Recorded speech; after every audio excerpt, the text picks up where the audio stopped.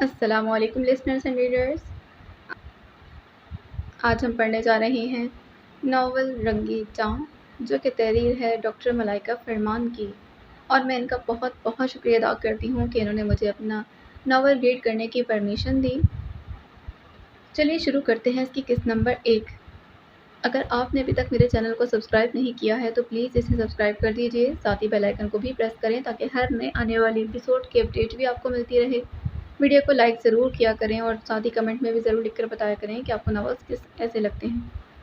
چلیے شروع کرتے ہیں. دل شکستہ تھا مگر وہ لمحہ نور بن گیا. جو بچھڑ کے گرا وہی رب سے قریب ہو گیا. عشق کے پانی میں جو راکھ سا ہو چلا تھا دل، حق کی چنگاری لگی اور دور بن گیا. ٹوٹ کر بکھرا تو ہر ذرہ پکارنے لگا، وہی خاموشی تھی اب صبح ضرور بن گیا. جب ہر آس کا دامن خاک میں مل گیا تبھی رب ملا، زخم میں حور بن گیا. جو فنا میں تھا وہی باقی رہا آخر، زر ٹوٹا اور دل مسجود در بن گیا. رات کا سکوت کمرے میں گہرائی سے اتر چکا تھا. عشاء کی اذان کے بعد کمرے میں صرف ایک پیلی مدھم روشنی ہی چل رہی تھی، جو بالکل چھت کے اوپر لگی ہوئی تھی، اور یہ روشنی ہر چیز پر اپنا سایہ ڈال رہی تھی. اس روشنی میں ہر چیز معمولی سے زیادہ خاموش دکھائی دے رہی تھی. کمرے کی ایک طرف کپڑوں کی الماری تھی، جس کے اندر تہہ کیے ہوئے کپڑے کچھ ترتیب سے اور کچھ بے ترتیبی سے پڑے ہوئے تھے، اور کچھ رنگوں کی بے ترتیبی ان کپڑوں میں جھلک رہی تھی جو اس کمرے کے مکین کا ذوق بیان کر رہی تھی. بیڈ کے پاس سلیپرز الٹے پڑے تھے جیسے وہ اجلت میں اتارے گئے تھے. کمرے کے دوسری جانب ایک لکڑی کا میز تھا جس پر کچھ افسانوی کتابیں، کچھ پینٹ کلرز اور کچھ نوٹس پڑے ہوئے تھے. کمرے کے آخر میں بالکل ایک طرف دروازہ تھا جس سے باہر بالکنی کا راستہ نکلتا تھا. بالکنی میں صوفے اور کچھ پودے بڑی ترتیب سے رکھے تھے. کھڑکی کے پردے بھی پیچھے تھے جس سے ہوا اور چاند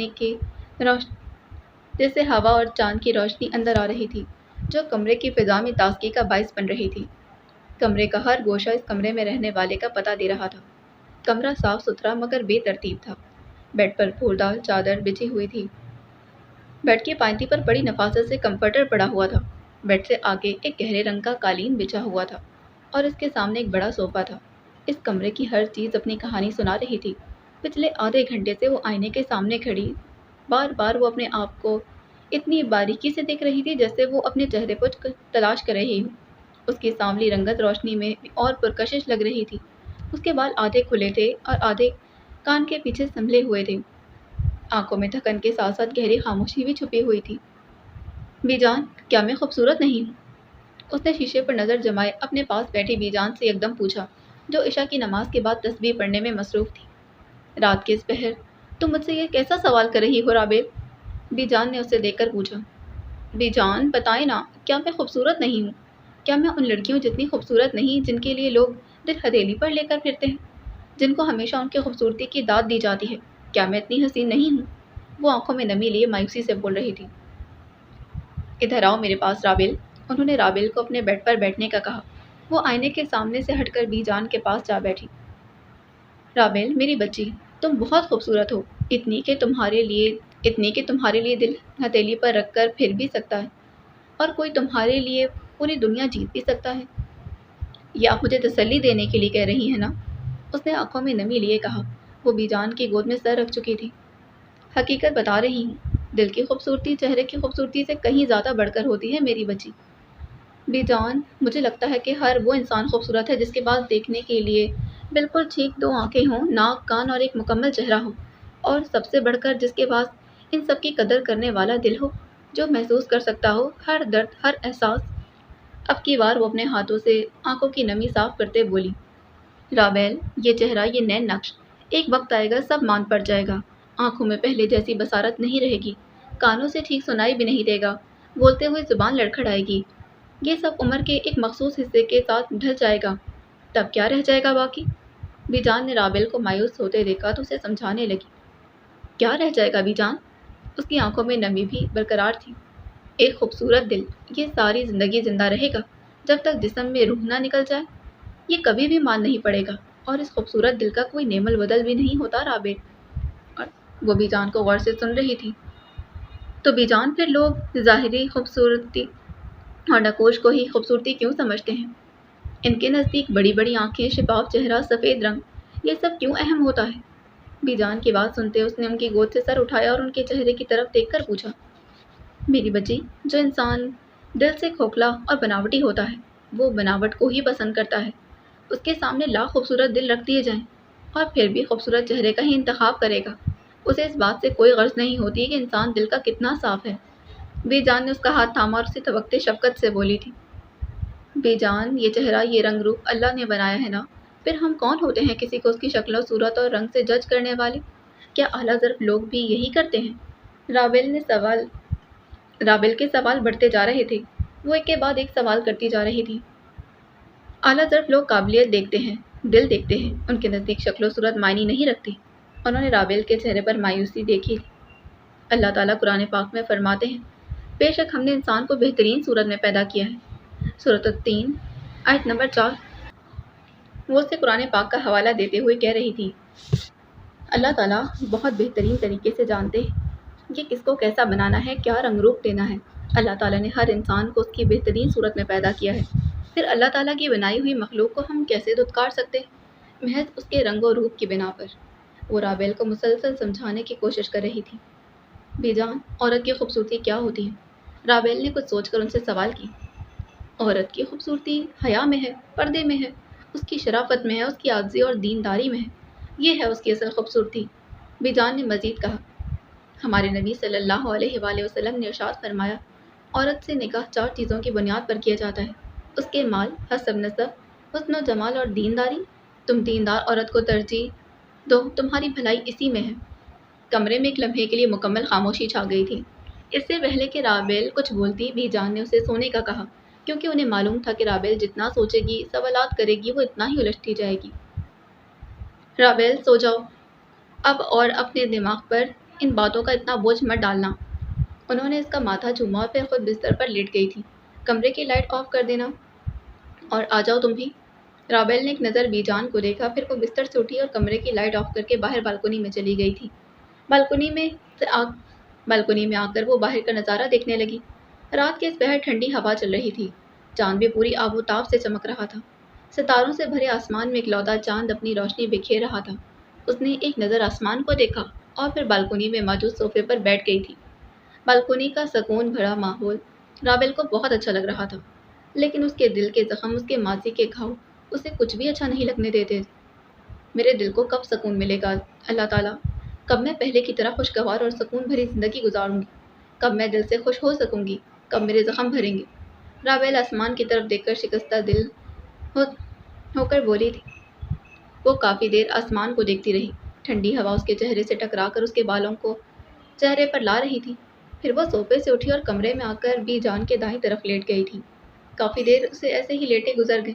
اس نے سونے کی بہت کوشش کی، مگر نیند جیسے اسے روٹ چکی تھی، آنسو جیسے اس کی قسمت میں لکھ دیے گئے تھے۔ وہ نہ چاہتے ہوئے بھی ہمیشہ رات کو رو کر ہی سوتی تھی۔ رات کے 3 بجے رابل کی آنکھ تہجد کے لیے کھلی تھی۔ اس کی آنکھوں میں نیند کی خماری صاف نظر آ رہی تھی۔ 5 منٹ وہ بیڈ پر ایسے ہی لیٹی رہی، پھر آنکھیں مسلتے وہ بیڈ سے اٹھ کر واش روم کی جانب بڑھ گئی تھی۔ وضو کر کے باہر آئی تو صوفے سے چائے نماز اٹھا کر اس نے زمین پر بچھایا تھا۔ پھر وہ خشوع و خضوع کے ساتھ نفل پڑھنے لگی۔ اچانک نفل پڑھتے اس کی آنکھوں میں آنسو آ گئے تھے۔ وہ اب نماز پڑھنے کے ساتھ ساتھ بے آواز رو بھی رہی تھی۔ انسان بھی کتنا مطلبی ہوتا ہے نا، اپنے کام کے لیے اٹھ اٹھ کر تہجد پڑھے گا، اللہ کو یاد کرے گا، اور جیسے ہی سب ٹھیک ہو جائے گا وہ سب کچھ چھوڑ دے گا۔ وہ روتے ہوئے آہستہ سے بولی تھی۔ دعا کے لیے اس نے ہاتھ اٹھانے کی بجائے سر سجدے میں رکھ دیا تھا۔ پھر وہ سجدے میں سر رکھ کر بے آواز سسکیاں لے کر روتی رہی۔ کمرے میں گہری خاموشی ہونے کی وجہ سے رابل کی سسکیاں صاف سنائی دے رہی تھیں۔ سسکیوں کی آواز سے بی جان کی اچانک آنکھ کھل گئی تھی۔ انہوں نے کمرے میں نیم روشنی دیکھی تو اٹھ کر بیٹھ گئی تھی۔ بی جان نے اسے یوں دیکھا تو فکر مندی سے پوچھنے لگی، رابل بیٹا، تم ٹھیک ہو؟ بی جان کی آواز سن کر اس نے اپنے آنسو پوچھے اور سر سجدے سے اٹھا لیا تھا۔ جی بی جان۔ وہ اپنی سسکیوں کا دم گھوٹتے ہوئے آنسو روک کر لڑکھڑاتی آواز میں بس اتنا ہی بول پائی تھی۔ بی جان کے مزید سوال جواب سے بچنے کے لیے رابل نے دعا کے لیے ہاتھ اٹھا لیے تھے اور بی جان بھی آرام سے لیٹ گئی تھی۔ میں کتنی بھی کوشش کر لوں لیکن میں نہیں بھول پا رہی اس انسان کو۔ میں کیا کروں؟ میں چاہتی ہوں کہ میں بھی اپنی زندگی میں آگے بڑھوں، خوش رہوں، لیکن میں ہر طرح سے اپنے آپ کو خوش رکھنے میں ناکام ہو گئی ہوں اللہ تعالیٰ۔ میں اپنی دشمن خود ہی بن گئی ہوں۔ وہ اللہ تعالیٰ سے روتے ہوئے سارے شکوے کرتی جاتی۔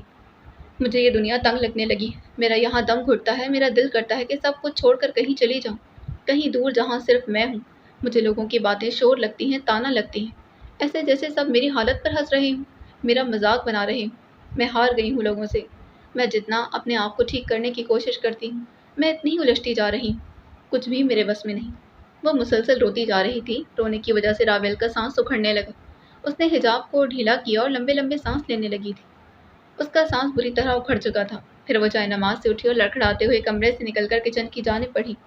فریج کھولتے ہی اس نے پانی نکالا اور پینے لگی تھی۔ پانی پینے کے بعد وہ کچھ دیر کچن میں موجود کرسی پر بیٹھی رہی۔ جب اس کا سانس بحال ہوا تو وہ کچن سے نکل کر واپس کمرے میں جانے لگی کہ اچانک اس کی نظر ہال میں لگے ہوئے شیشے پر پڑی تھی۔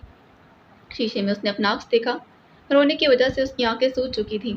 اس نے سوجی ہوئی آنکھوں پر ہاتھ رکھا تو وہ واضح طور پر اس سوجن کو محسوس کر سکتی تھی۔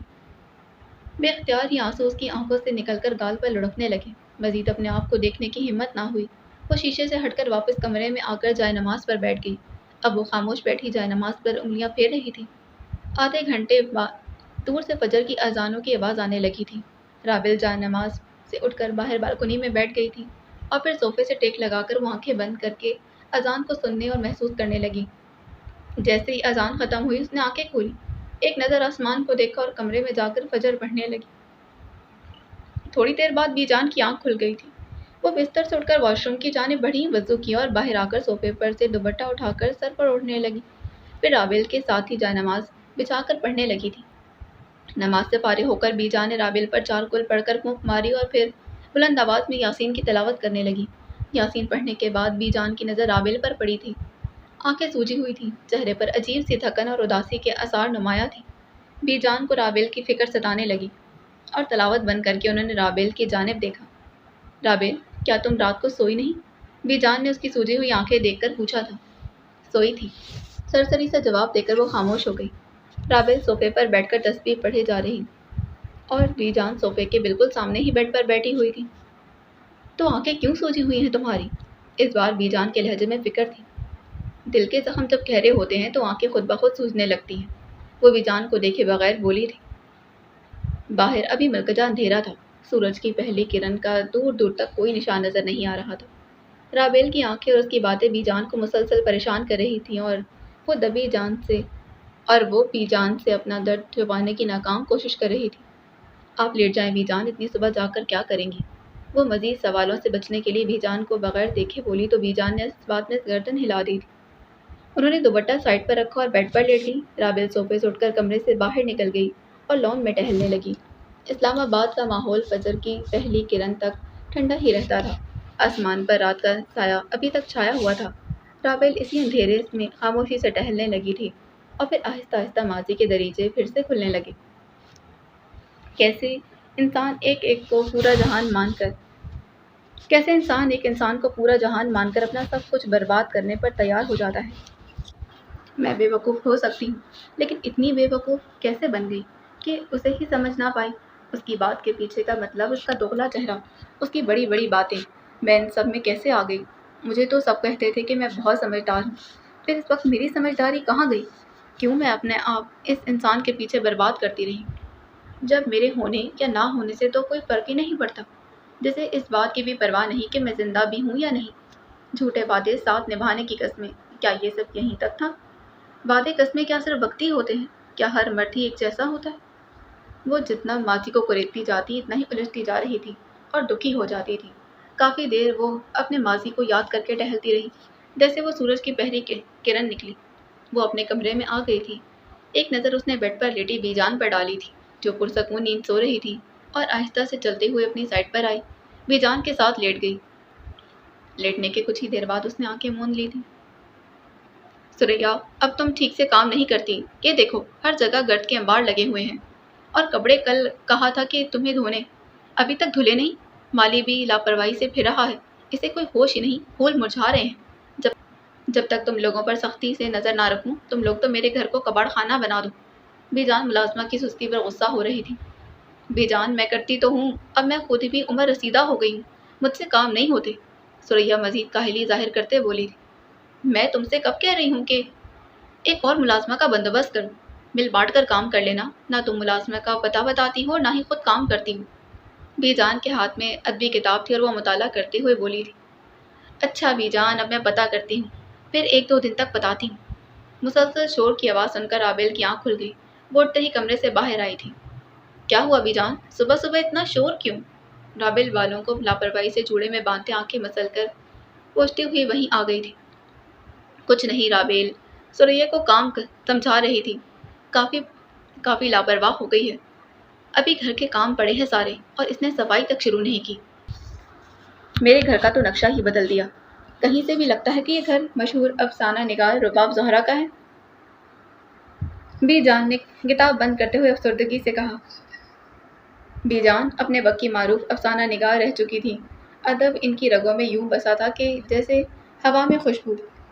اب لکھنے سے انہوں نے یکسر کنارہ کشی کر لی تھی اور اب خود کو صرف مطالعے تک ہی محدود کر لیا تھا۔ کبھی کبھار ان کے دل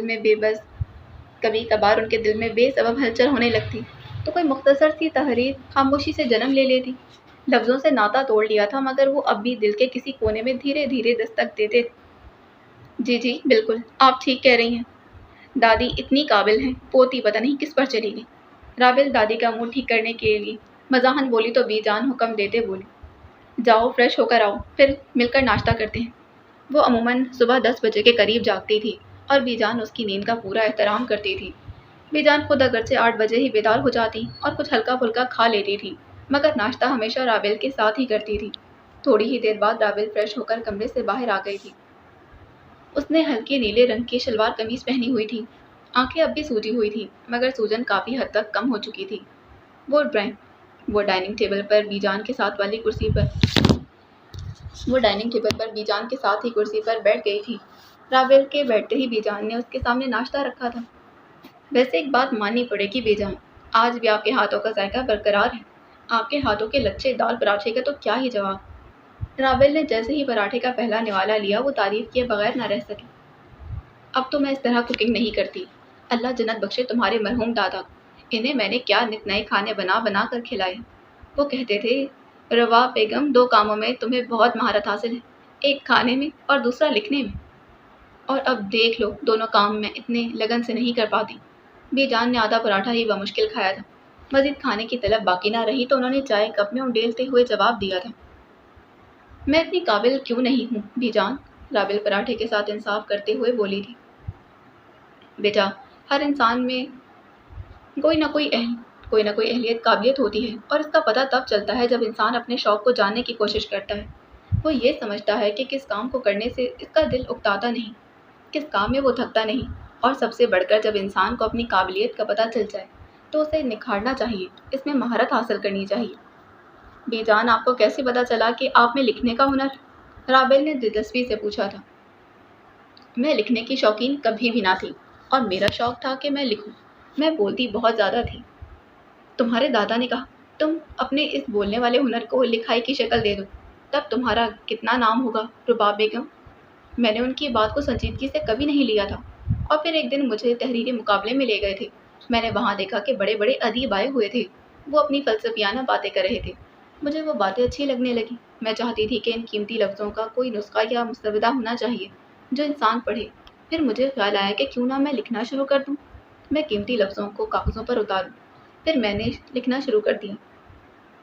مجھے آج بھی یاد ہے کہ میں نے اپنی پہلی تحریر تقریباً 50 صفحات کی لکھی تھی اور لکھ کر رکھ دی تھی۔ تمہارے دادا جان نے اسے ایک نسخے کی شکل دی اور جیسے ہی لوگوں کو اس تحریر کے بارے میں پتہ چلا انہوں نے اسے پڑھنا شروع کیا تو مجھے کافی پذیرائی ملی تھی۔ بے جان سوچوں میں گم تھی، ماضی کو یاد کرتے ہوئے بولے جا رہی۔ بے جان اپنی اس تحریر کا نام آپ نے کیا رکھا تھا؟ رابل ناشتہ کر چکی تھی۔ ناشتہ ختم کرتے ہی وہ دونوں ٹہلنے لگی۔ تبھی رابل نے سوال کیا، آخری آواز؟ نام تو بڑا ہی سنسنی خیز رکھا ہے، چلے بتائیں کہ آپ نے اس میں ایسا کیا لکھا تھا؟ وہ بی جان کے ساتھ قدم سے قدم ملاتے ہوئے لاؤنج میں چل رہی تھی۔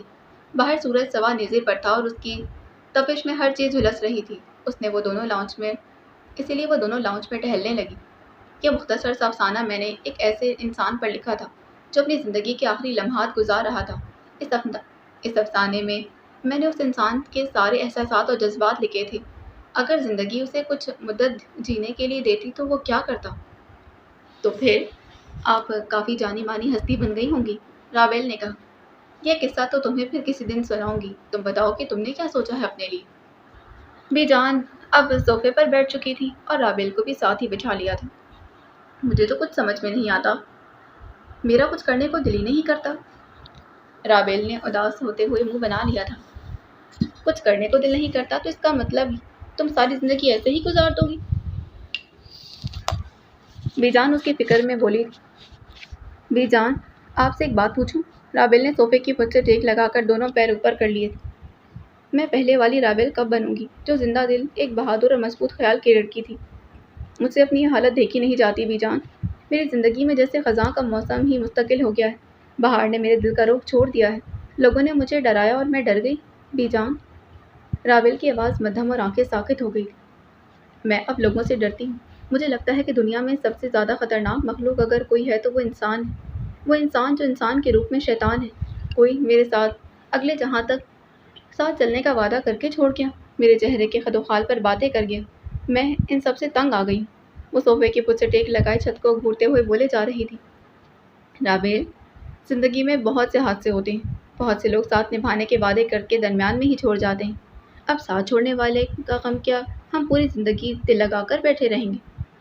رابیل کی بات ختم ہوئی تو بی جان نے اس کے سر پر پیار سے ہاتھ پھیرا اور شفقت سے بولی تھی۔ جب ساتھ چھوڑنے والا اپنی زندگی میں آگے بڑھ جاتا ہے تو ہم کیوں نہیں آگے بڑھ سکتے؟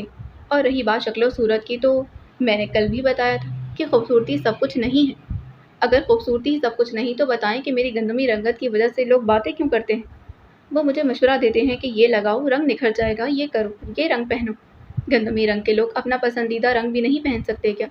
میں تنگ آ گئی ہوں ان سب سے بی جان۔ مجھے پہلے لگتا تھا کہ میں مکمل انسان ہوں، مجھ میں کوئی کمی نہیں، پڑھی لکھی ہوں، سمجھدار ہوں، حساس دل ہے، لوگوں کے درد کو سمجھتی ہوں، پاؤں، ہاتھ، ناک، کان سب کچھ بالکل ٹھیک ہے، تو میں مکمل ہوں۔ رابیل کی آواز ایک دم درد کی شدت سے اونچی ہو گئی۔ میں نے محسوس کیا کہ جب تک لوگ ہمیں یہ محسوس نہ کروائیں کہ ہمیں کوئی کمی ہے یا ہم اس سے بہتر ہو سکتے ہیں، تب تک اس چیز کو اتنا سر پر سوار نہیں کرتے۔ ہم اپنی زندگی میں خوش بھی رہتے ہیں اور اللہ تعالیٰ کی رضا میں راضی بھی رہتے ہیں، لیکن جیسے ہی لوگ ہماری زندگی میں آ کر ہمیں تنقید کا نشانہ بناتے ہیں، ہمیں ہماری وہ کمیاں بتاتے ہیں جو ہمیں ہوتی ہی نہیں، ہمیں مزید بہتر ہونے کے طعنے دیتے ہیں، پھر ہم احساس کمتری میں مبتلا ہو جاتے ہیں اور اللہ کی رضا میں ناخوش ہونے لگتے ہیں۔ پھر بلا وجہ اللہ سے ہمارے شکوے بڑھ جاتے ہیں اور پھر ہماری زندگی خوشی سے نکل کر اگر مگر کاش کے ترازو میں آ جاتی ہے اور ہم اس چیز سے بھی خوش نہ ہو، اور پھر ہم اس چیز پر بھی خوش ہونا چھوڑ دیتے ہیں جو قیمتی ہوتی ہے۔ رابیل نے ایک لمبی سر سانس کھینچتے ہوئے کہا۔ بی جان، ہم اتنے ناشکرے نہیں ہوتے جتنے لوگوں کے محسوس کروانے سے ہمارے اندر ناشکرا پن آ جاتا ہے۔ بی جان نے اس کا ہاتھ تھام لیا تھا۔ اس نے صوفے سے ٹیک ہٹائی اور پھر بی جان کی طرف دیکھنے لگی۔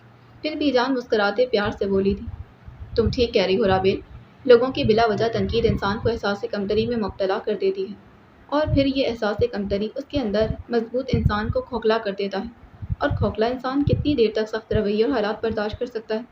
کبھی نہ کبھی تو اس کا زر ٹوٹ جاتا ہے اور وہ بکھر کر ریزہ ریزہ ہو جاتا ہے۔ بی جان، کیا میں پھر بکھر کر ریزہ ریزہ ہو جاؤں گی؟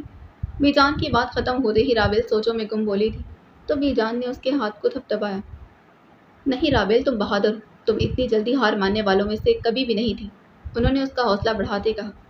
بی جان، میں بہادر تھی، لیکن اب میں اتنی کمزور ہو گئی ہوں کہ مجھے لگتا ہے ایک کم عمر بچہ بھی مجھ سے زیادہ طاقت رکھتا ہے۔ اب مجھے ہر چیز سے خوف آتا ہے، انسانوں سے، لوگوں کے رویوں سے، باہر کی دنیا سے مجھے ڈر لگتا ہے۔ رابیل، اگر تم حالات کو اور لوگوں کو خود پر حاوی ہونے دو گی تو تم ساری زندگی ڈر اور سہم کر ہی گزار دو گی۔ حالات کا سامنا کرنا سیکھو، ہر حالت کے لیے خود کو مضبوط بناؤ، خود کو بکھرنے مت دو۔ بی جان، میں اپنی زندگی کے اس مقام پر ہوں جہاں ایک شخص چھوڑ جانے پر میں نے اپنی زندگی میں فل سٹاپ لگا دیا ہے۔ میں اس فل سٹاپ سے آگے خود بڑھ ہی نہیں پا رہی اور نہ ہی کسی کو آنے دے رہی ہوں۔ نہ چاہتے ہوئے بھی رابیل یہ کہتے رو پڑی تھی۔ تو کیا ساری زندگی اس انسان کے غم میں مبتلا رہنا چاہتی ہوں جس نے تمہیں چھوڑتے وقت یہ بھی نہ سوچا کہ تم پر کیا گزرے گی؟ جو چھوڑ جاتے ہیں ان کا غم زیادہ دیر دل کو نہیں لگاتے، ان کو جی کر دکھاتے ہیں۔ ہم ان کے بغیر اب زیادہ بہتر اور اچھی زندگی گزار رہے ہیں۔ چھوڑنے والے کو اتنا قابل بن کر اور نکھر کر دکھاؤ کہ وہ تمہیں چھوڑنے پر پچھتائے، اسے پچھتاوا ہو کہ اس نے تمہیں کیوں چھوڑ دیا۔ اگر ساری زندگی ناکامی اور اس انسان کی یاد میں گزار دو گی تو چھوڑنے والے کو اور خوشی ہوگی کہ اس نے تمہیں چھوڑ کر اپنی زندگی کا بہترین فیصلہ کیا ہے۔ اور جو انسان آپ کے لیے آپ کی پوری زندگی ہو، اس کے چھوڑ جانے پر کیا اتنا عرصہ تکلیف نہیں ہونی چاہیے؟ اس نے آنسو صاف کرتے سنجیدگی سے پوچھا۔ نہیں، وہ تلخی سے بولی تھی، جو چھوڑ جاتے ہیں وہ اپنے ہوتے ہی نہیں، اور جو اپنے ہوتے ہیں وہ چھوڑتے نہیں رابع۔ بھی جان، مجھے کچھ عرصہ تو لگے گا نا اس غم سے باہر نکلنے میں اتنی مضبوط نہیں ہوں، اور نہ ہی اتنی پتھر دل کہ میرے دل اور دماغ سے ایک سب کچھ یکدم ہی نکل جائے۔ میں جتنا ماضی کو خود سے الگ کروں گی وہ اتنا ہی مجھ پر حاوی ہوگا۔ تو بہتر نہیں کہ میں ایک مدت اس ماضی کو اچھی طرح غم میں گزاروں، پھر خود ہی اسے دفن کر دوں۔ رابع آنسوؤں سے بھری آنکھیں اٹھا کر بولی تو بی جان نے ضبط کرتے ہوئے سوال کیا، اور کتنا عرصہ تم رہو گی اس ماضی میں؟ پتہ نہیں۔ جب 7 سال کا تھا تو غم بھی تو اتنا ہی گہرا ہوگا نا۔ تم اسے بھول کیوں نہیں جاتی رابع؟ ماضی میں رہ کر خود کو اذیت کیوں دیتی ہوں؟ رابع کے لیے حد سے زیادہ فکر مند ہو رہی تھی۔ بی جان، کیا وقت کی گرد ہر یاد کو مٹا سکتی ہے؟ وہ 7 سال، 7 برسوں کی کہانی، ہر دن ہر رات ایک ایک لمحہ اسی کی یاد میں سانس لیتی رہی، جس کے ساتھ زندگی نہیں بلکہ 7 جہان تک کے خواب دیکھے، جس کے نام کی دعائیں مانگی، جس کی یاد میں دل دھڑکا۔ اسے کیا یوں ہی بھول جانا ممکن ہے؟ بی جان، یہ بھول جانا اتنا آسان نہیں۔ محبت کو وقت مٹاتا نہیں، صرف خاموش کرا دیتا ہے۔ میں تمہیں ایسے بکھرتا ہوا نہیں دیکھ سکتی میری بچی، مجھے تکلیف ہوتی ہے تمہیں اس اذیت میں دیکھ کر۔ گھر سے باہر نکلو، خود کو کھلی ہوا میں سانس لینے دو، زخم تبھی بھریں گے۔ گھر میں رہ کر ان زخموں کو مزید گہرا مت کرو۔ بی جان رابع کو روتے بکھرتے دیکھ کر خود بھی بے بس ہو گئی تھی۔ وہ یہ کہہ کر اٹھ کھڑی ہوئی، کمرے میں چلی گئی، اور اس میں اتنی ہمت نہیں تھی کہ وہ بی جان کا سامنا کرے۔ بی جان میں بھی اتنی ہمت نہ تھی کہ وہ اپنی جان سے پیاری پوتی کو اس انسان کے لیے ہر پل مرتا دیکھتی جس نے اسے چھوڑتے وقت بالکل بھی اس کا خیال نہیں کیا تھا۔ رابع کے اندر جانے کے بعد بی جان کچھ دیر اس کے بند کمرے کا دروازہ دیکھتی رہی، پھر کچھ سوچتے انہوں نے لاؤنج میں پڑے میز سے اپنا موبائل اٹھایا اور کسی کو کال ملائی تھی۔ امتیاز صاحب، پینٹنگ کی سب سے بڑی نمائش لگتی ہے، وہ اس سال کب لگے گی، کہاں لگے گی؟ یہ سب رات تک مجھے کال کر کے ضرور بتائیے گا۔ بی جان اپنے کسی جاننے والے کو کال کر کے پینٹنگ ایگزیبیشن کے بارے میں معلومات لینے لگی تھی۔ وہ رابع کو اتنی تکلیف میں نہیں دیکھ سکتی تھی۔ وہ چاہتی تھی کہ رابع اپنے ماضی سے نکل کر اپنے آج اور آنے والے کل پر دھیان دے۔ پھر وہ صوفے سے اٹھی اور اپنے کمرے میں چلی گئی۔ 10 منٹ بعد تیار ہو کر بڑی سی چادر لے کر باہر آئی تھی۔ سریا، کدھر رہ گئی ہو؟ کمرے سے باہر نکلتے ہی بی جان نے ملازمہ کو آواز لگائی تھی، جو انہیں کہیں بھی دکھائی نہ دے رہی تھی۔ G B John. بی جان کی آواز سنتے سریا کچن سے باہر آئی تھی اور اپنے دوپٹے سے گیلے ہاتھ صاف کرتے بولی، ڈرائیور کو کہو کہ گاڑی نکالے، مجھے بازار جانا ہے۔ بی جان موبائل کو بیگ میں رکھتے ہوئے مصروف سے انداز میں بولی تھی۔ بی جان، ساری گروسری تو میں نے کر لی تھی، پھر آپ بازار کیوں جا رہی ہیں؟ سریا ہمیشہ کی طرح بی جان کے ذاتی معاملات میں مداخلت کرتے بولی تو بی جان نے اسے ٹوکا تھا، مجھے میرے بھی ذاتی کام ہو سکتے ہیں سریا، اور ویسے بھی میں نے کتنی دفعہ تمہیں کہا کہ اپنے کام سے کام رکھا کرو، ہر کسی کی ذاتی زندگی میں مداخلت مت کیا کرو۔ وہ غصے سے سریا کو ڈانٹتے باہر نکل گئی اور سریا پھر سے کچن کی جانب مڑ گئی تھی۔ رابع اپنے کمرے میں بیٹھی پینٹنگز کو دیکھ رہی تھی جو آج سے 2 سال پہلے اس نے بہت دل اور ارمان کے ساتھ بنائی تھی۔ اب تو جیسے وہ پینٹ کرنا ہی بھول گئی۔ رابع کے ہاتھ میں قدرت کا یہ ہنر تھا کہ وہ جو بھی پینٹنگ بناتی ہر کوئی اس میں کھو جاتا تھا اور داد دیے بغیر نہ رہ سکتا۔ آج عرصے بعد اس کا دل ایک بار پھر چاہا کہ اپنے احساسات کو رنگوں میں بھرے، تو وہ برش اور کینوس لے کر بیٹھ گئی تھی۔ کافی دیر سوچنے کے بعد جب وہ کچھ پینٹ کرنے لگی تو اس سے کچھ بھی ٹھیک سے بنا ہی نہیں تھا، جیسے اس کے ہاتھ آج کچھ بنانے کو تیار ہی نہ ہو۔ رابع نے 1-2 اسٹروک لگائے تھے مگر ناکام رہی۔ وہ برش ہاتھ میں تھامے خود کلامی کر رہی تھی۔ وہ رابع جو ایک برش پکڑ لیتی تھی پھر پینٹنگ مکمل کر کے ہی سانس لیتی تھی۔ آج اس سے کچھ کیوں نہیں بن رہا تھا؟ ایک کوشش، 2، 3 اور پھر اس طرح کئی کوششوں کے بعد اس سے کچھ نہ بنا تو تھک ہار کر ساری چیزیں سائڈ پر رکھ کر وضو کرنے چلی گئی۔ رابع کا دل جب بھی اداس ہوتا تھا تو وہ مزید خود سے الجھنے لگتی، تو وہ اللہ تعالیٰ کے روبرو ہو جاتی اور دل کی ساری کیفیت اپنے رب کو بتا کر کافی پرسکون ہو جایا کرتی تھی۔ سورج ڈھلنے لگا۔ اسلام آباد کی حسین سڑکوں پر اندھیرا چھانے لگا تھا۔ اسلام آباد کے سب سے پوش علاقے میں وہ اپنے ولا میں اکیلا رہتا تھا۔ اس کا ولا کسی ریزورٹ سوئٹ سے کم نہیں تھا۔ 7 کنال کا یہ گھر شہر سے ذرا ہٹ کر ایک پرسکون جگہ پر تھا۔ چاروں طرف ہرے بھرے درخت، پرائیویٹ سیکیورٹی اور ایک لمبی ڈرائیو وے جو مہمانوں کو شاہانہ انداز میں اندر لے جاتی تھی۔ مرکزی گیٹ پر دونوں طرف پتھر سے تراشے گئے شیروں کے مجسمے نصب تھے۔ بیرونی حصے میں وسیع و عریض لان تھا جس میں پھول قطار در قطار لگے ہوئے تھے۔ وسط میں ایک بڑا فوارہ لگا ہوا تھا جو رات کے وقت جگمگاتی روشنیوں سے اور بھی حسین لگتا تھا۔ ولا کی عمارت جدید اور کلاسیکل آرکیٹیکچر کا حسین امتزاج تھی۔ سنگ مرمر کی سیڑھیاں، لکڑی کے نفیس دروازے اور آرٹ کی شاہکار دیواروں پر آویزاں تھیں۔ ہر کمرے کی سجاوٹ میں سادگی اور خوبصورتی کا امتزاج تھا، جو آرٹسٹک ذوق کو نمایاں کرتا تھا۔ ولا کے پچھلے حصے میں ایک بڑا سوئمنگ پول تھا، جو رات کے وقت روشنیوں میں جگمگاتا، اور اس کے آس پاس بیٹھنے کا خوبصورت نظام بھی موجود تھا، جہاں وہ اکثر بیٹھ کر کافی پیتا تھا۔ گیراج میں مہنگی اور کلاسک گاڑیاں ترتیب سے کھڑی ہوئی تھیں، جو اس کے لگژری لائف سٹائل کی عکاسی کرتی تھیں۔ ولا کے اندر ایک ذاتی آرٹ اسٹوڈیو بھی تھا، جہاں وہ اپنا وقت گزارا کرتا تھا۔ یہ جگہ ایسی تھی کہ دیکھنے والا ہر گوشے میں فن اور خوبصورتی کو محسوس کرتا تھا۔ ہمیشہ کی طرح آج بھی وہ اپنے سوئمنگ پول میں 1 گھنٹے سے تیراکی کر رہا تھا۔ وہ جب بھی بہت غصے میں ہوتا تو وہی کام کرتا، یا تو ہارس رائڈنگ پر نکل جاتا یا سوئمنگ کرتا۔ اسے 1 گھنٹے سے سوئمنگ کرتا دیکھ کر سارے ملازمین ڈرے سہمے اپنا کام کر رہے تھے، کیونکہ اس کا غصہ تو آگ کے گولے جتنا خطرناک تھا، اور اگر کوئی غلطی ہو جائے تو پھر معافی کی گنجائش نہ رہتی تھی۔ رات کی خاموشی میں صرف پانی کی ہلکی سے چھپاک کی آواز سنائی دے رہی تھی۔ آسمان پر بادل چھائے ہوئے تھے، چاند کبھی نکلتا کبھی چھپ جاتا۔ پورے بنگلے میں روشنیوں کے بجائے اندھیرے اور سکوت کا راج تھا، مگر پچھلے حصے میں سوئمنگ پول کی نیلگو روشنی میں ایک وجود آہستہ آہستہ تیر رہا تھا۔ اس کا مضبوط جسم پانی کو چیرتا ہوا آگے بڑھ رہا تھا۔ ہر بار وہ پانی سے سانس لینے کے لیے اوپر آتا تھا، اس کی آنکھوں میں چھپی ہوئی آگ صاف دکھائی دے رہی تھی۔ آج پھر کچھ ایسا ہوا جو اسے برداشت نہ ہوا تھا۔ وہ جب بھی غصے میں ہوتا تو بولنے یا پھر توڑنے کے بجائے پانی میں اتر جاتا، شاید اس لیے کہ پانی اس کے غصے کو سہ لیتا تھا اور خاموشی میں وہ خود کو سن سکتا تھا۔ پھر وہ اچانک رکا، دونوں ہاتھوں سے بالوں کو پیچھے کیا اور آسمان کی طرف دیکھا۔ چہرے پر پانی کے قطرے چمک رہے تھے، لیکن آنکھوں میں صرف اندھیرا تھا۔ پھر وہ آہستہ آہستہ کنارے کی جانب بڑھا اور پانی سے باہر نکلا تھا۔ روشنی نے اس کے چہرے کے زاویے نمایاں کیے تھے، چوڑی چھاتی، واضح ایبس، اور پھر آنکھیں جو بتا رہی تھیں کہ سرمد خاموش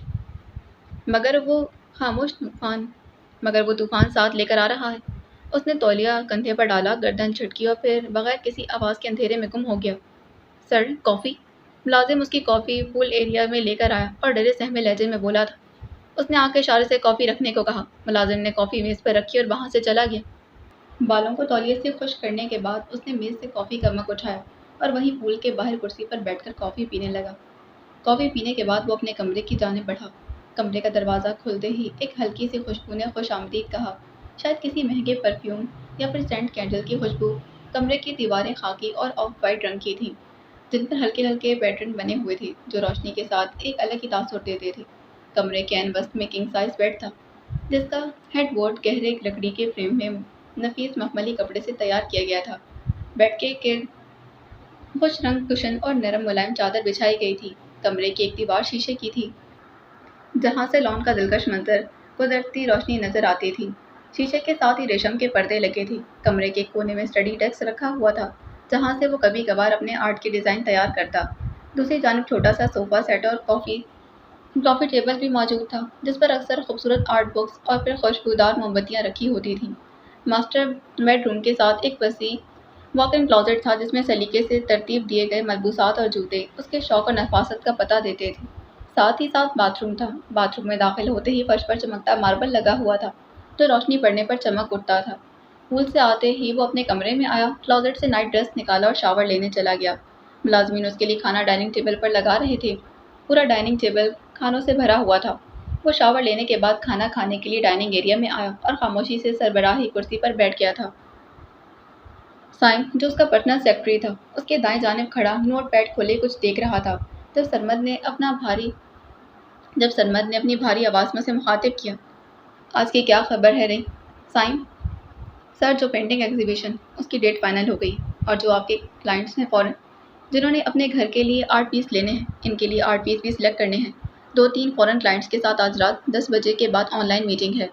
سائم ایک روبوٹ کی طرح سب کچھ بتاتا جا رہا تھا۔ اور ہماری میٹنگ ایگزیبیشن اس دفعہ اس ایگزیبیشن کے بعد ہوگی۔ آرٹ گیلری میں سب سے عمدہ پینٹنگز ہونی چاہیے۔ اپنی پی آر ٹیم کو سوشل میڈیا پوسٹ لگانے کے لیے انفارم کر دو، اور ایگزیبیشن سے 1 ہفتہ پہلے سب آرٹسٹ فائنل ہو جانے چاہیے، تاکہ عین موقع پر مجھے کسی قسم کی کوئی شکایت نہ ملے۔ اس نے کانٹے سے کباب کھاتے کہا۔ اور جتنے بھی پینٹرز ہیں اس دفعہ ایگزیبیشن میں ان کا نام اور ایڈریس کی فہرست مجھے بنا کر میل کر دو۔ کچھ لمحے توقف کے بعد اس نے کہا، اوکے سر، اور جن کلائنٹس کے آرٹ پیس سلیکٹ کرنے ہیں ان سے ان کی مکمل تفصیل، ان کے ایڈریس کے ساتھ کہ کیسا آرٹ پیس چاہیے، یہ سب مجھے 10 بجے سے پہلے میل کر دو۔ اس نے ایک اور لقمہ منہ میں ڈالا اور چبا کر بولا تھا، جن کلائنٹس کے ساتھ میری میٹنگ ہے میٹنگ روم میں سیٹ اپ کرواؤ۔ سائم اس کے احکامات کے مطابق میٹنگ روم کی جانب بڑھا جو سرمد کے گھر کے بالائی حصے میں تھا۔ خان بابا وہ نیپکن سے ہاتھ صاف کرتے ڈائننگ ٹیبل سے اٹھا ملازم کو آواز دی تھی، جی سر، میٹنگ کے لیے میرے کپڑے نکال دیں۔ جی سر۔ کھانے کے بعد ہمیشہ کی طرح آج بھی وہ باہر لان میں ٹہلنے کے لیے آیا تھا۔ وہ 6 فٹ لمبا، قد آور اور مضبوط جسامت کا مالک تھا۔ سفید رنگ اس کے چہرے پر ایک خاص وقار بکھیرتا تھا، جیسے قدرت نے اسے چن کر تراشا ہو۔ ہلکی بھوری آنکھوں میں عجیب سا ٹھہراؤ تھا، خاموشی مگر اتنا گہرا کہ سامنے والا خود بخود نظریں جھکا لے۔ ہلکی بھوری داڑھی اس کے چہرے کو مزید سنجیدگی اور مردانگی عطا کرتی تھی۔ اس کا انداز سادہ تھا مگر شخصیت میں ایسا روب اور دبدبا تھا کہ وہ جہاں کھڑا ہوتا فضا خود بخود اس کی موجودگی کو مان لیتی تھی۔ وہ صرف ایک خوبصورت مرد نہیں تھا، اس کا روب اور اس کی شخصیت اس قدر مکمل تھی کہ جیسے لفظ پرفیکشن اسی کے لیے ایجاد ہوا۔ جتنا وہ خود بے عیب تھا اتنی ہی بے عیبی اسے اپنے ارد گرد ہر شے میں درکار تھی۔ اس کا گھر ہو یا پھر کام کی جگہ، ہر مقام جہاں اس کا قدم پڑتا وہاں ڈسپلن، ترتیب اور کمال لازم تھا۔ کسی بھی قسم کی غلطیوں سے ناگوار گزرتی تھی۔ لان میں ٹہلنے کے بعد وہ اپنے کمرے میں داخل ہوئی، بیڈ سے کپڑے اٹھائے اور بدلنے چلا گیا۔ تیار ہونے کے بعد وہ میٹنگ روم کی جانب بڑھا تھا۔ میٹنگ روم میں سائم پہلے سے ہی موجود تھا۔ میٹنگ شروع ہونے سے پہلے اس نے ایک بار نہایت سنجیدگی سے سائم سے کہا، سائم، آرٹ گیلری کے لیے اس دفعہ بہترین پینٹرز کا بھی انتخاب ہونا چاہیے، اور اس سے پہلے کہ کوئی مخالف ٹیم ایگزیبیشن میں آئے ہمارے پینٹرز کی پینٹنگ سلیکٹ ہو جانی چاہیے جو اس دفعہ دا میوز آرٹ ہاؤس کی زینت بنیں گی۔ ہر پینٹنگ پرفیکٹ ہونی چاہیے، غلطی کی اور غلطی کرنے والے کی سرمد سکندر قریشی کی کمپنی میں کوئی جگہ نہیں۔ وہ اپنے اصلی روپ ڈالنے والے لہجے میں بولا تو سائم نے اس بات میں سر ہلا دیا تھا۔ اوکے سر، میٹنگ شروع کرو اور خان بابا سے میری کافی یہیں لانے کا کہہ دو۔ وہ کہہ کر چند لمحے میز پر موجود فائلز پر نظر جمائے بیٹھا رہا۔ سرمد کو زیادہ باتوں میں کوئی دلچسپی نہیں تھی، وہ ناپ تول کر بولتا تھا اور سامنے والے سے بھی یہی توقع رکھتا تھا اس بات کا مختصر اور واضح جواب دیا جائے۔ اسے بے جا وضاحتیں، لمبی بحثیں اور فضول جملے سخت ناپسند تھے۔ وہ جو غیر ضروری باتیں کرتا اور نہ ہی کسی کو اجازت دیتا تھا اس کے سامنے آ کر بولے۔ خاموشی اس کا انداز تھی اور اختصار اس کی طاقت۔ بیجان کے بازار سے آتے ہی دونوں نے شام کا کھانا کھایا تھا۔ بیجان آرام کرنے کے لیے کمرے میں آ گئی تھی۔ راویل بھی ان کے ساتھ ہی کمرے میں داخل ہوئی۔ وہ بیڈ پر بیجان کے پاؤں کے قریب بیٹھ گئی تھی اور پھر ان کے پیر دبانے لگی۔ کافی دیر بعد راویل نے کچھ سوچتے ہوئے بیجان سے سوال کیا، بیجان، آپ دن میں کدھر چلی گئی تھی؟ میں آپ کے بغیر بور ہوتی رہی۔ اس نے متفکر ہو کر پوچھا تھا۔ بیجان نے اس کی جانب دیکھ کر مسکراتے کہا، نیچے لاؤنج میں کچھ شاپنگ بیگز پڑے ہیں، وہ جلدی سے لے کر آؤ۔ بیجان کی بات سنتے بغیر کوئی سوال کیے وہ بیڈ سے اٹھی اور جوتے پہنے کمرے سے باہر نکل کر نیچے کی جانب دوڑ لگا دی تھی۔ 2 منٹ بعد وہ 4-5 بڑے بڑے شاپنگ بیگز پکڑے ہانپتی ہوئی آئی تھی اور بیڈ پر رکھ دی۔ کھولو انہیں۔ راویل کو شاپنگ بیگز بیڈ پر رکھتے دیکھ انہوں نے کہا۔ راویل نے بے نیازی سے کندھے اچکائے اور متجسس ہو کر شاپنگ بیگز کھولنے لگے۔ بیجان، یہ کینوس، رنگ اور پینٹنگ کی چیزیں آپ نے کیا کرنی ہے؟ راویل چیزیں باہر نکالتے ہوئے ماتھے پر بل ڈال کر حیرت سے بولی، یہ تمہارے لیے ہیں۔ بیجان بیڈ سے ٹیک لگا کر سیدھی ہو کر بیٹھ گئی تھی۔ میرے لیے؟ کیوں؟ راویل متحیر ہو کر پوچھنے لگی۔ اس سال جو پینٹنگ ایگزیبیشن ہونی ہے نا، اس میں تم بھی جاؤ گی اور اپنی ساری پینٹنگز لے کر جاؤ گی، بیجان نے اسے حکمی انداز میں کہا۔ راویل نے آنکھیں پھیلا کر بیجان کو دیکھا۔ اسے بیجان کی یہ بات بالکل پسند نہیں آئی تھی۔ کچھ دیر چیزوں کو دیکھنے کے بعد وہ آہستگی سے بولی، بیجان، میں نہیں جا سکتی۔ اگر تمہیں اپنی بیجان سے ذرا بھی محبت ہے تو تم میرا مان ضرور رکھو گی، نہیں تو… وہ جملہ ادھورا چھوڑ کر خاموش ہو گئی۔ نہیں تو کیا بیجان؟ اس نے ایبرو چکائے تھے۔ نہیں تو میں تمہارے بابا کو کہوں گی کہ وہ تمہیں یہاں سے لے جائیں، میں اکیلی رہ سکتی ہوں۔ بیجان نے جان بوجھ کر اسے جذباتی طور پر مجبور کیا تھا۔ بیجان، راویل کی آنکھوں میں اچانک نمی آ گئی تھی۔ میں آپ پر بوجھ ہوں؟ اس کے گال پر سے آنسو ٹپکا تھا۔ تم بوجھ نہیں ہو لیکن تمہیں میری کوئی پرواہ نہیں، بیجان افسردگی سے بولی، منہ پھیر گئی۔ بیجان، آپ کو پتہ ہے اس دنیا میں اگر میں نے اپنے ماں باپ سے بڑھ کر کسی کو چاہا ہے تو وہ آپ ہیں۔ میں آپ سے دور رہنے کا تصور بھی نہیں کر سکتی اور آپ مجھے واپس بھیجنا چاہتی ہیں، وہ روتے ہوئے بول رہی تھی۔ رابل، تم سب سے زیادہ عزیز ہو، اسی لیے تو میں چاہتی ہوں کہ تم اپنی زندگی پہلے کی طرح گزارو، خوش مزاجی اور کھلے دل سے۔ میں تمہیں اس اذیت سے نکالنا چاہتی ہوں۔ میں بہت کوشش کرتی ہوں اور کرب سے نکلنے کی، لیکن میں پھر اسی میں پھنس جاتی ہوں۔ مجھے لگتا ہے کہ میری زندگی اب اسی میں دب کر رہ گئی ہے۔ رابل نے آہستہ سے سر بی جان کی گود میں رکھ دیا تھا۔ آپ سے ایک بات پوچھوں؟ ہاں رابل، پوچھو۔ بی جان، میں نے حرام رشتے میں قدم رکھا تھا، کیا اللہ تعالیٰ میری اس غلطی کو درگزر فرمائیں گے؟ رابل اندرونی کشمکش لیے فکری اضطراب سے پوچھ رہی تھی۔ رابل، اللہ تعالیٰ بے حد مہربان اور بخشنے والا ہے۔ اگر دل سے سچی توبہ کی جائے، اپنے گناہ پر ندامت ہو اور آئندہ نہ دہرانے کا پکا ارادہ کیا جائے تو اللہ تعالیٰ ضرور معاف کر دیتے ہیں۔ بی جان نے اسے یقین دلاتے کہا، قرآن پاک میں ارشاد ہے، اے میرے بندو، جنہوں نے اپنی جانوں پر ظلم کیا، جنہوں نے اپنی جانوں پر زیادتی کی ہے، اللہ تعالیٰ کی رحمت سے نا امید نہ ہو۔ بے شک اللہ تعالیٰ تمام گناہ معاف کر دیتا ہے، وہی بخشنے والا، رحم کرنے والا ہے۔ سورۃ الزمر آیت نمبر 53۔ وہ اسے ایک آیت کا حوالہ دے رہی تھی۔ حرام رشتہ گناہ ہے، لیکن اگر کوئی اس سے نکل آئے اور سچے دل سے معافی مانگ لے تو اللہ کی رحمت سے نا امید نہیں ہونا چاہیے۔ بی جان اس دنیا میں وہ واحد انسان تھی رابل کے لیے جو اس کی ساری باتوں کو دل سے سنتی تھی اور اس کے دکھ میں برابر کی شریک ہوتی تھی۔ بی جان، آپ آئندہ مجھے کبھی نہیں کہیں گی کہ آپ مجھے واپس بھجوا رہی ہیں، میں نہیں رہ سکتی آپ کے بغیر۔ اس کی آنکھوں میں نمی تھی۔ اور بی جان، آپ کو پتہ ہے کہ میں اپنی فیملی کے ساتھ صرف اسی لیے نہیں رہتی کہ وہ میری حالت دیکھ کر پریشان نہ ہو۔ وہ بولتے بولتے رک گئی، پھر گہرا سانس لے کر دوبارہ بولی، میں نہیں چاہتی کہ میری آنکھوں میں اس انسان کے لیے آنسو جو میرے نصیب میں نہیں۔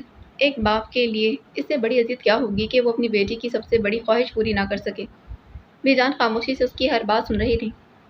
بی جان، بے بسی ایک ایسا مرض ہے جو انسان کو اندر سے کھا جاتا ہے۔ یہ جسم کو نہیں، روح کو مفلوج کر دیتا ہے۔ پھر میں باپا کو کیسے بے بس دیکھ سکتی ہوں؟ بی جان، میں دعا گو ہوں کہ اللہ تعالیٰ کسی کو بھی بے بسی کے عذاب میں مبتلا نہ کرے۔ بی جان نے حیرت سے اسے دیکھا۔ رابل، اتنی سمجھداری کی باتیں تم کہاں سے سیکھتی ہو؟ رابل نے آنسو صاف کیے اور بات بدل دی۔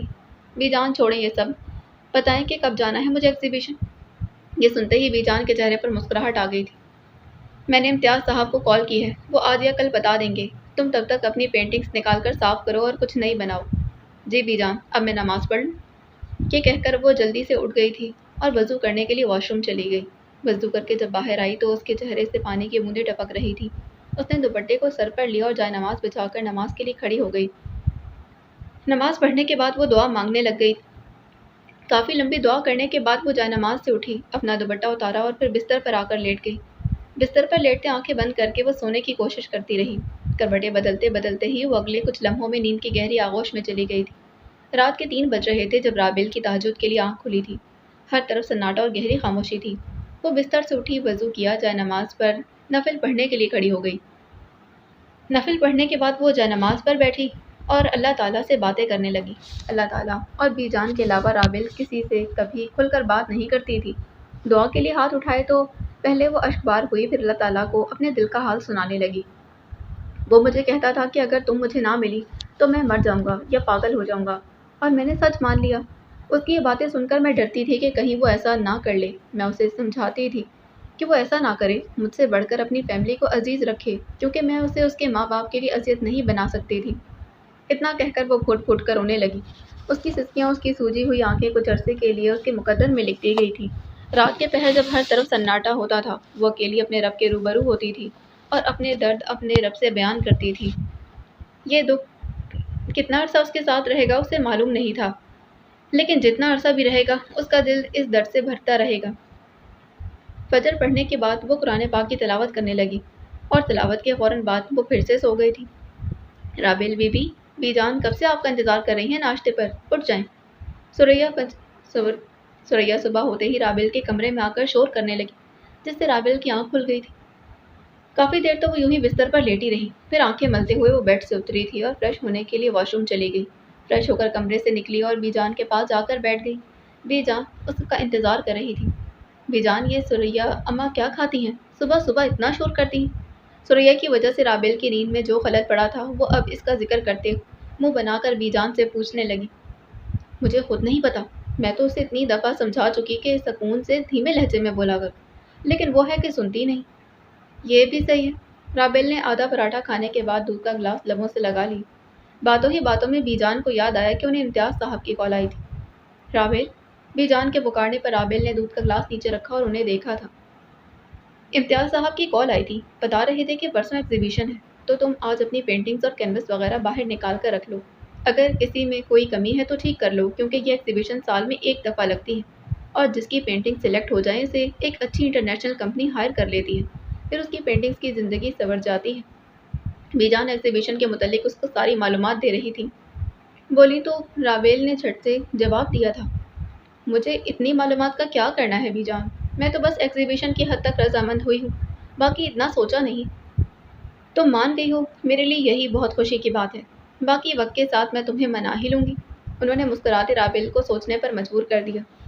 چلیں پھر آج آپ مطالعہ مت کیجیے گا، جو وقت مطالعے میں گزارتی ہیں وہ آج آپ مجھے دے دیں۔ میری پینٹنگز کی کمیاں بتائیں تاکہ میں انہیں ٹھیک کر سکوں۔ اس نے کرسی سے اٹھتے ہوئے کہا، ٹھیک ہے، تم اپنی پینٹنگز لے کر باہر لان میں آ جاؤ۔ آج موسم بھی اچھا ہے تو تمہارا کام بھی اچھے سے ہو جائے گا۔ انہوں نے اس بات میں سر ہلاتے جواب دیا تھا۔ جی بی جان۔ صبح کا وقت تھا، گیلری میں تناؤ چھایا ہوا تھا، پورا اسٹاف اپنی جگہ پر مستعد تھا۔ سرمد سر آ رہے ہیں، یہ الفاظ ریسیپشن پر بیٹھی لڑکی کے لبوں سے نکلے اور پھر پورے دفتر میں ایک بے آواز زلزلہ سا دوڑ گیا تھا۔ گیلری کے باہر ایک میٹ بلیک رولز رائس کولینے رکی تھی۔ گاڑی کے دروازے پر ایک گارڈ نے جھک کر دروازہ کھولا اور سرمد سکندر قریشی پورے وقار سے باہر نکلا تھا۔ سفید رنگت، قد دراز، چہرے کی تراش ایسے جیسے کسی ماہر سنگ تراش نے ہاتھ سے بنائی ہو۔ سیاہ 3 پیس سوٹ، سفید شرٹ، سلک ٹائی اور پالش شدہ جوتے، بھوری گہری آنکھوں پر ٹام فورڈ شیٹ، کلائی پر مہنگی گھڑی، رولیکس ڈینٹونا کرونوگراف۔ اس کے ہاتھوں کی نسیں صاف نظر آتی تھیں، جیسے اس نے سخت محنت کی ہو۔ اس کی چال میں نہ جلدی تھی نہ سستی، ہر قدم ایسے پڑ رہا تھا جیسے زمین اس کے اشارے پر چلتی ہو۔ اس کا انداز ایسا تھا جیسے وہ ایک بادشاہ ہو جس میں خود اعتمادی کی جھلک۔ کوئی بات نہ ہوئی مگر پورا آفس جان چکا تھا۔ دی باس از ان۔ جیسے ہی وہ گیلری کے مرکزی دروازے سے اندر داخل ہوا، سامنے سے آنے والا ہر ورکر سیدھا ہو گیا۔ کسی کی ہمت نہ ہوئی کہ آنکھیں ملا سکے۔ ایک نظر دیوار پر لگی پینٹنگز پر ڈالی، شیشے میں بند آرٹ ورک، لائٹننگ، مجسمے، سب کچھ چند سیکنڈ میں اسکین کر لیا تھا۔ اچانک اس کی آواز گونجی تھی، دھیمی مگر بے حد گہری۔ Who place the Florence sculpture in south wing? کس نے فلورنس کا مجسمہ جنوبی حصے میں رکھا ہے؟ کچھ ہی فاصلے پر کھڑا جونیئر کیوریٹر آگے بڑھا اور بولا، میں نے رکھا ہے۔ اس نے چشمہ اتارا اور مجسمے کو دیکھتے کہا، it's not just art, it's alignment, the piece is 3 inches off. یہ صرف فن نہیں، یہ ترتیب۔ یہ مجسمہ 3 انچ اٹھا ہوا ہے، یہ مجسمہ 3 انچ ہٹا ہوا ہے۔ پھر گردن موڑی اور کیوریٹر کی آنکھوں میں دیکھا۔ Mistake don't stay in my gallery, people who make them don't either. غلطیاں میری گیلری میں نہیں رہتی اور جو لوگ غلطیاں کرتے ہیں وہ بھی نہیں رہتے۔ جلدی سے کیوریٹر نے مجسمے کو درست ترتیب دی تھی۔ سرمد نے آنکھ کے اشارے سے اسے اوکے کا اشارہ کیا۔ پھر سرمد آگے بڑھا تھا۔ سر آج کی میٹنگز کا شیڈول کنفرم کر دوں؟ اس نے ایک مختصر مسکراہٹ کے ساتھ جواب دیا، I don't do meetings, I take decisions. میں میٹنگ نہیں کرتا، میں فیصلے کرتا ہوں۔ پھر وہ اپنے آفس کی طرف بڑھا تھا۔ گیلری کے پالشڈ ماربل فرش پر اس کے جوتوں کی آواز گونجتی جا رہی تھی۔ آفس میں داخل ہو کر لیدر چیئر پر بیٹھا، فائل کھولی اور قلم اٹھا لیا۔ سامنے بیٹھے تین مینیجرز پر نگاہ ڈالی تھی۔ ایک لمحے کو کسی کی ہمت نہ ہوئی کہ کچھ بولے۔ سرمد نے کہا، In this gallery, art breathes because I allow it to, and people stay because they deserve it. اس گیلری میں فن سانس لیتا ہے کیونکہ میں اسے اجازت دیتا ہوں، اور لوگ یہاں رہتے ہیں کیونکہ وہ اس قابل ہوتے ہیں۔ پھر اس نے گھڑی پر وقت دیکھا تو آنکھ کے اشارے سے انہیں جانے کا اشارہ کیا تھا۔ وہ تینوں فائلیں سنبھالتے باہر نکل گئے۔ وہ ایک سائلنٹ اتھارٹی، شور نہیں کرتا مگر اس کی موجودگی شور مٹا دیتی تھی۔ اس کی نظر میں پرفیکشن کوئی عادت نہیں، فطرت ہے۔ وہ ایک معمولی زاویہ بھی فوراً بھانپ لیتا تھا۔ وہ زیادہ بولتا نہیں، لیکن جب بولتا تھا تو ہر لفظ یاد رکھتا تھا۔ اس کے بولنے کا انداز اتنا مؤثر تھا کہ اگر وہ بولے تو سننے والا گھنٹوں سن سکتا تھا۔ اس کی باتیں دل پر اثر کرتی تھیں۔ اس کی زندگی کنٹرول اور ڈسپلن ریفائنڈ تھی۔ وہ ایموشنز نہیں، ریزلٹس دیکھتا تھا۔ نہ دوست نہ دشمن، صرف معیار۔ ساری ای میلز چیک کر کے اس نے ایک نظر سائم کو دیکھا جو اس کے پاس کھڑا سب کچھ نوٹ کر رہا تھا۔ سائم، ایگزیبیشن کی مکمل انفارمیشن مجھے بتاؤ۔ لیپ ٹاپ پر کچھ ڈیزائن فائنل کرتے اس نے کہا، سر پرسوں ایگزیبیشن ہے، اس میں پورے ملک کے بہترین پینٹرز نے اپنا نام انرول کروا دیا ہے، زیادہ تر لڑکیاں ہیں اور سب اعلیٰ پینٹرز ہیں۔ ہمیں اپنی کمپنی کے لیے ٹاپ 3 بہترین پینٹرز چاہیے اور ان سب کی 5 پینٹنگز ہماری کمپنی کی آرٹ گیلری میں ہوں گی، پھر ان 3 میں سے جس کی سب سے زیادہ پینٹنگز پسند کی جائیں گی اس کے ساتھ ہم لائف ٹائم کانٹریکٹ سائن کریں گے اور اسے اپنے پرسنل پینٹرز میں شامل کریں گے، وہ صرف ہمارے لیے کام کرے گی۔ اوکے سر، میری میٹنگ ارینج کرواؤ ایگزیبیشن منعقد کرنے والوں کے ساتھ، مجھے ان سے کچھ ڈسکس کرنا ہے۔ اوکے سر، اور پوری آرٹ گیلری کی آج کی اپڈیٹس ہائی لائٹ کر کے یہاں ٹیبل پر رکھتے ہیں۔ جی سر، آج مجھے ایک آپشن میں بھی جانا ہے، اسی لیے میرے پاس زیادہ وقت نہیں ہوگا، جو بھی کرنا ہے وقت سے کرنا۔ یہ کہہ کر اس نے پھر نظریں ٹیب پر جما لی تھی۔ اس کا وقت قیمتی تھا، وہ اپنا وقت ضائع نہیں کرتا تھا اور نہ ہی کسی کو اجازت کہ کوئی اس کا وقت ضائع کرے۔ وہ کام کے معاملے میں انتہائی سنجیدہ انسان تھا۔ اسلام آباد کی عالی شان ہال میں رات کی رونق کچھ الگ ہی تھی۔ چمکتی ہوئی کرسٹل لائٹس، خوبصورت روشنیوں کے درمیان نفیس ملبوسات پہنے مہمان ہاتھ میں گلاس تھامے ایک دوسرے سے باتیں کر رہے تھے۔ یہ لوگ ملک کے امیر ترین اور طاقتور کاروباری حضرات تھے۔ آج کا موقع خاص پینٹنگ آکشن کا تھا، جہاں نایاب فن پارے نیلام کیے جانے تھے۔ سرمد، جو خود بھی ایک کامیاب بزنس مین تھا، آج اس تقریب میں کچھ خاص خریداری کے ارادے سے آیا تھا۔ وہ ایک سنجیدہ اور پراعتماد انسان تھا جس کی آنکھوں میں کاروباری دنیا کی چمک تھی، مگر آج اس کی نظر ایک چیز پر تھی، ایک مخصوص پینٹنگ جو اس کے لیے بہت معنی رکھتی تھی۔ آکشن کا آغاز ہوا، نیلامی کارٹ نے ایک لفافہ کھولا اور پھر سب کی توجہ اس خوبصورت پینٹنگ کی طرف مبذول کروائی تھی۔ خواتین و حضرات، آپ کے سامنے پیش ہے شام کی خاموشی، ایک نادر فن پارہ جس کی ابتدائی قیمت 50 لاکھ روپے مقرر کی گئی ہے۔ ہال میں ہلکی سی سرگوشیاں سنائی دی۔ حاضرین نے سر ہلایا تھا اور چند نے اپنے ہاتھ آہستہ آہستہ اٹھانے شروع کر دیے۔ سرمد نے بھی ہاتھ اٹھایا۔ 60 لاکھ، ایک بزنس مین نے جواب دی۔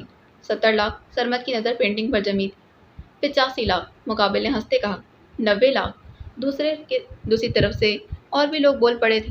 1 کروڑ، کمرے میں تناؤ بڑھ گیا، سب کی نظریں ان 2 افراد پر تھیں جنہوں نے سب سے زیادہ بولی لگائی تھی۔ سرمد نے ایک لمحے کے لیے اپنی نظریں پینٹنگ پر جمائی، پھر کہا، 1 کروڑ 10 لاکھ۔ آکشن ہال میں چند لمحوں کی خاموشی چھا گئی، پھر سب نے اندازہ لگانا شروع کیا کہ اگلا اقدام کیا ہوگا۔ مقابل نے غور سے سرمد کو دیکھا، پھر اسے چیلنج کرتے کہا، 1 کروڑ 20 لاکھ۔ یہ سرمد کے لیے بڑا چیلنج تھا۔ وہ جانتا تھا کہ یہ ڈیل اس کے لیے صرف کاروبار نہیں بلکہ ذاتی اہمیت رکھتی ہے۔ اس نے گہری سانس لی اور اپنی جیت کی حکمت عملی پر غور کیا تھا۔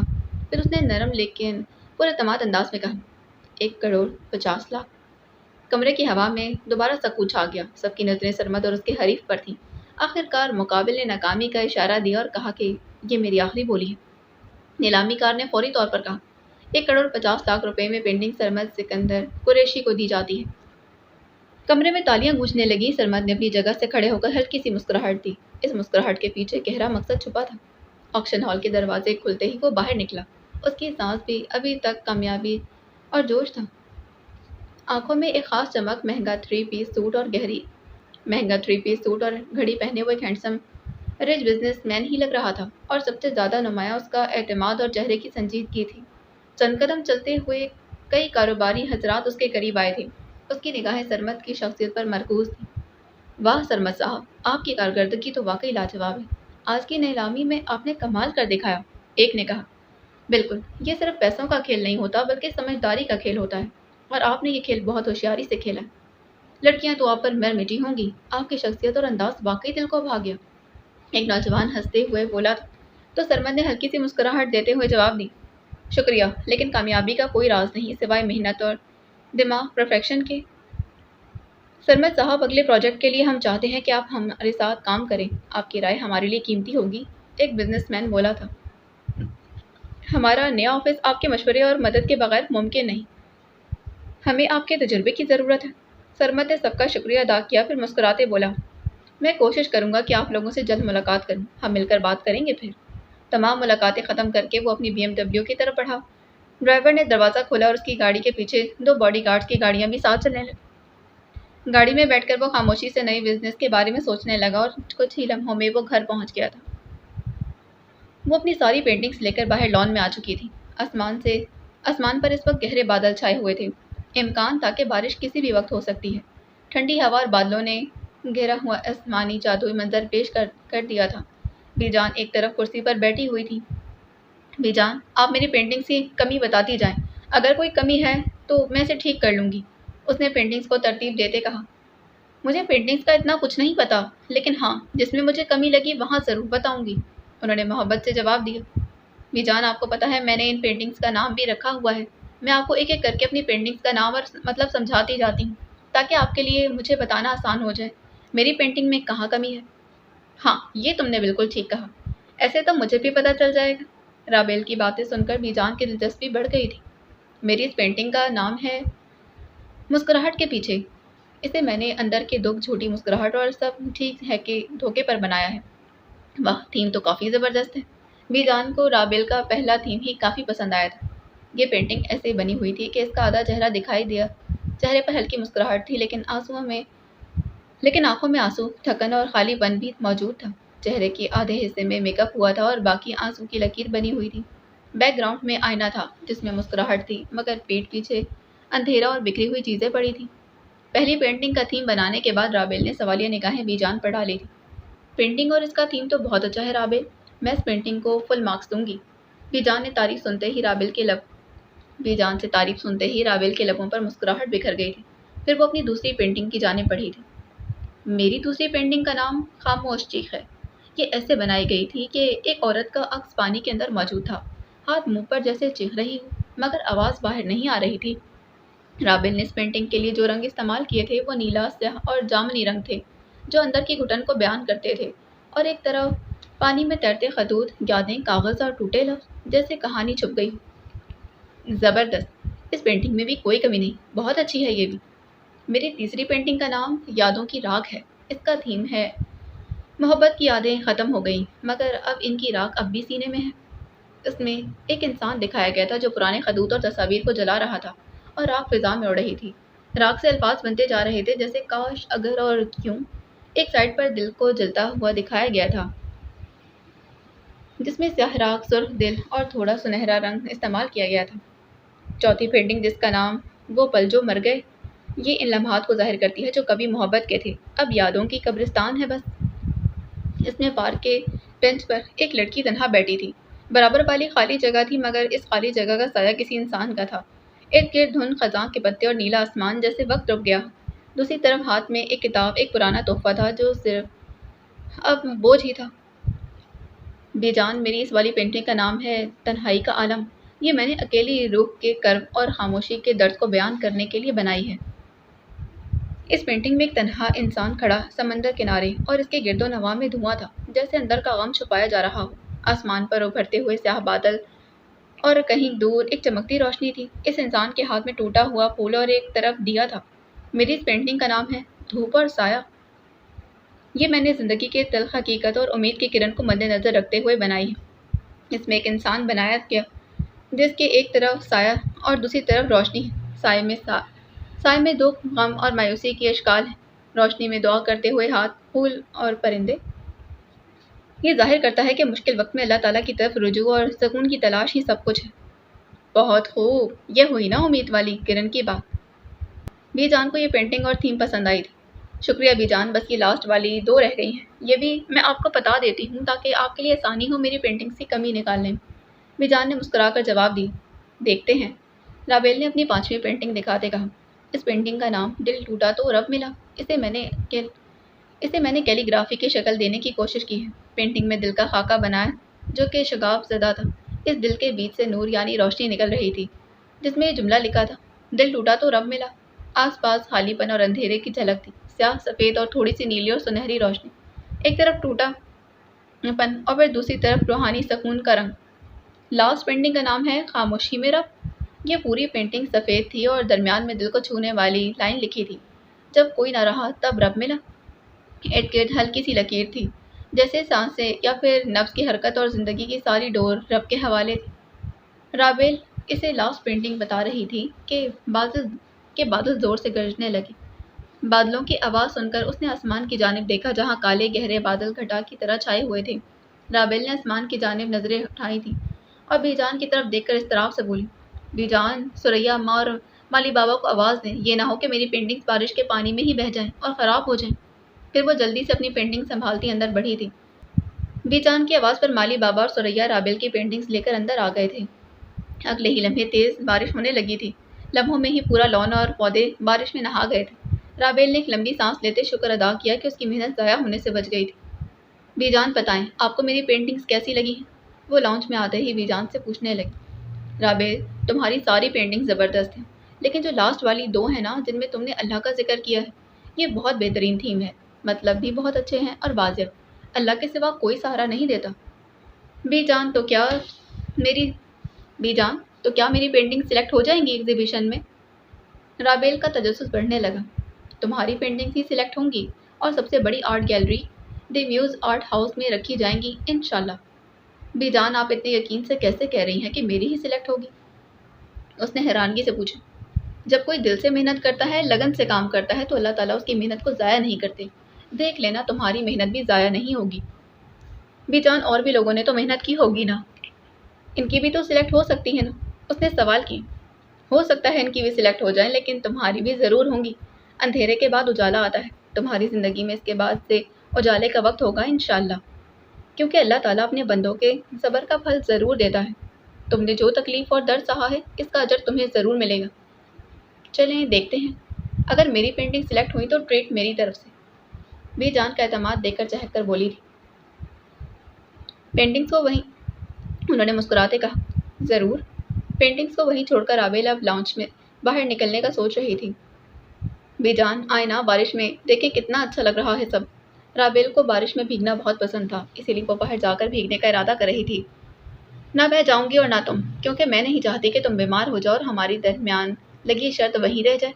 بی جان اسے تنگ کرتے تھوڑی دیر پہلے والے ڈیل کو یاد کراتے بولی تھی۔ بی جان اب اتنی بھی نازک جان نہیں ہے کہ بارش میں بھیگ جاؤں گی، رابیل نے جواب دیا۔ اس دفعہ تو نہیں، لیکن ایگزیبیشن کے بعد جو بارش ہوئی اس میں تم ضرور بھیگ لینا، لیکن ابھی میں تمہارے بیمار ہونے کا رسک نہیں لے سکتی۔ بی جان ابھی بھی اپنی بات پر قائم تھی۔ بی جان اس نے روحان سی شکل بناتے کہا۔ بی جان ٹس سے مس نہ ہوئی تھی تو اس نے بارش میں بھیگنے کا ارادہ ترک کر دیا، پھر وہ لاؤنج سے ہٹ کر کچن کی جانب چلنے لگی۔ چلیں پھر میں آپ کو اس موسم کے مطابق آج اپنے ہاتھ سے پکوڑے بنا کر کھلاتی ہوں۔ ہاں یہ ٹھیک ہے، تم پکوڑے بناؤ اور میں نماز پڑھ لوں تب تک اثر کی۔ بی جان صوفے سے اٹھ کر اپنے کمرے کی جانب بڑھی تھی تو رابیل کے قدم کچن کی جانب بڑھتے گئے۔ نماز تو ابھی میں نے بھی پڑھنی ہے بی جان، وہ ماتھے پر ہاتھ رکھتے ہوئے سوچنے والے انداز میں بولی تھی۔ میں پہلے نماز پڑھتی ہوں پھر پکوڑے بناؤں گی، کیونکہ نماز پہلے باقی کام بعد میں۔ اس نے رخ کچن کی جانب مڑ کر اب کمرے کی جانب کر لیا تھا۔ باہر بارش تیز برس رہی تھی، وقفہ وقفہ سے بادل گرجنے کی آواز بھی سنائی دے رہی تھی۔ باقی اگلی قسط میں ملتے ہیں اس کی اگلی ایپیسوڈ میں۔ جانے سے پہلے چینل کو سبسکرائب کر دیجیے، ویڈیو کو لائک کر دیں اور کمنٹ میں ضرور لکھ کے بتائیں کہ آج کی ایپیسوڈ آپ کو کیسی لگی۔ اللہ حافظ۔